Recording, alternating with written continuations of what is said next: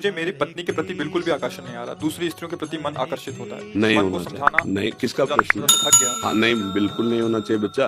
खास बात समझो तुम। देखो, अब खास बात ये है कि ये चमड़ी का खेल है। यहाँ मलाशय, मूत्राशय, कुछ खास बात कहीं सोने के नहीं लगे अंग, कहीं हीरा जवाहरात के अंग नहीं बने, सब मांस के बने और सब मलमूत्र के द्वार हैं। केवल वो बुद्धि मलिन हो चुकी है, इसलिए आकर्षण है। तो उस आकर्षण को मिटाने के लिए हमारे शास्त्र ने पाणी ग्रहण संस्कार ब्याह का कि आप सीमित होकर करोगे तो एक दिन आपको अपने आप वैराग्य हो जाएगा। सच्ची मानो ना, आप एक पत्नी में आसक्त हो जाए, कुछ दिनों के बाद आपको घृणा होने लगेगी। यार क्या है इसमें, आने लगे, क्योंकि इसमें सुख लगे। तभी देखा है, हमने गांव में देखा है, थोड़े थोड़े संतान हो गए, दरवाजे के बाहर चारपाई में लेटने लगे, अपने आप संयम में आने लगे।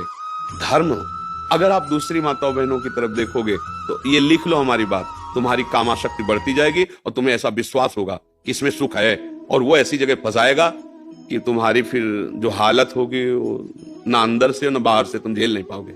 जब बिगड़ जाएगा ना आचरण तुम्हारा, तो फिर ना अंदर सुधर पाओगे ना बाहर तुम रह पाओगे। जो पराई स्त्री पर नजर डालते कितने दिन छुपोगे? एक दिन जब चौड़े पे आओगे तो कोई ना कोई है ना उस स्त्री का, भाई होगा, पिता होगा, पति होगा, कोई ना कोई तो है संरक्षा में, और कोई नहीं है तो काल है। काल तुम्हें ऐसी जगह फंसा के नष्ट करेगा, होश उड़ जाए। वे विचारी की कभी भी सुख शांति सदगति नहीं होती। अगर ब्याह हुआ है तो अपनी पत्नी में ही भगवत भाव करके कि प्रभु इसी रूप में आए, हमारे अंदर चार इसी रूप में आए हैं, बस।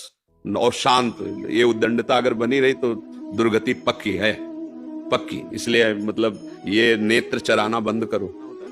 हाँ, ये दैवी शक्ति है, जितना बुरा देख करके सोचोगे उतने तुम्हारे सुकृत नष्ट हो जाएंगे और आगे तुम्हें दुख मिलेगा पक्का। इसलिए बहुत होश में रहो, बहुत होश में। जरा सी गलती तुम्हारे कई जीवनों को नष्ट कर देगी।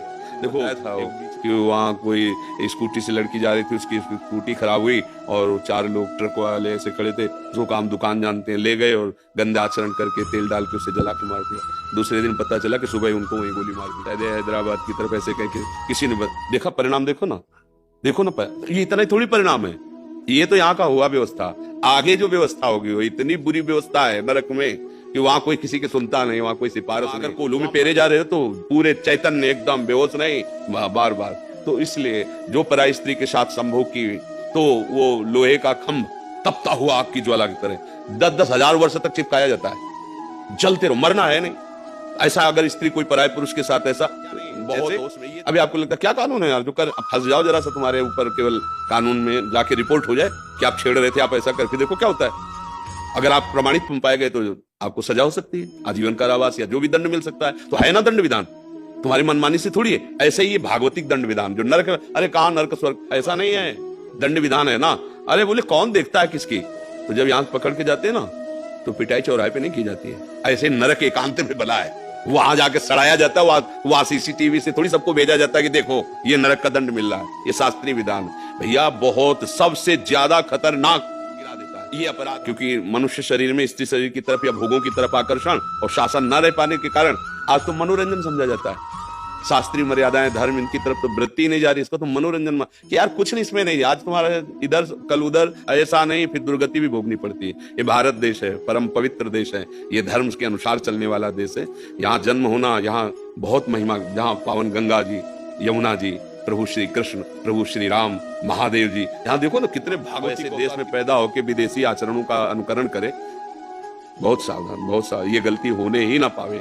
बहुत जो चाहे अपन कल्याणा, सुजस सुबत शुभ गति शुभ नाना, सो परनार लीलार गोसाई, तजो चौथ के चंद किनाए। दूसरी माताओं बहनों को काम दृष्टि से देखने का मतलब अपने सर बहुत होश में। अगर कभी कोई ऐसा संयोग बनता है तो उसे हाथ जोड़ के समझाना होता है, नहीं नहीं नहीं, आप अपने धर्म से चलिए, मैं ऐसा नहीं कर सकता। जैसे उर्वशी जी अर्जुन को वहां स्वर्ग में, तो उन्होंने कहा आप माता कुंती के समान पूज्य, हम ऐसा नहीं। तो उनका जान नपुंसक को साफ स्वीकार कर लिया, गलत नहीं। तो अपने धर्म से चलोगे तो भगवान रक्षा करते, वही साफ वरदान का काम बना।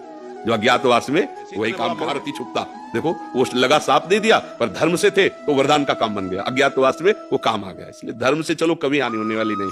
बहुत अच्छा भी आपका हृदय है जो आप अपने दोस्त को पकड़ पा रहे हैं और उससे निवृत्त होना चाहते हैं। कभी ऐसी गलती मत करना, नहीं नहीं, ये सब वो भयानक पाप है जो मतलब बिल्कुल नष्ट कर देते हैं। आज समाज इस बात को नहीं देख रही। बहुत खुशी होते हैं जब किसी के साथ गंदा व्यवहार करने का अवसर मिलता है, समझते मानो मैंने नहीं ली। इसका परिणाम जब आएगा, तब चाहे स्त्री हो चाहे पुरुष हो, जब परिणाम आएगा तब देखना। थोड़ा हमारे मालिक के दरबार में रजिस्टर विलंब से खुलता है। अनंत ब्रह्मांडों के जीव हैं, पर जिस दिन खुलेगा तुम्हारे पुरखा पानी पा जाएंगे, पक्का समझ लेना। वो आप कोई घूस नहीं चलती और कोई वकालत नहीं चलती, सीधा और करेक्ट। भ्रम नहीं हो सकता। ऐसा नहीं कि मैंने ऐसा नहीं किया था, ऐसा नहीं है। वो तुम्हारे हृदय में ही बैठा है।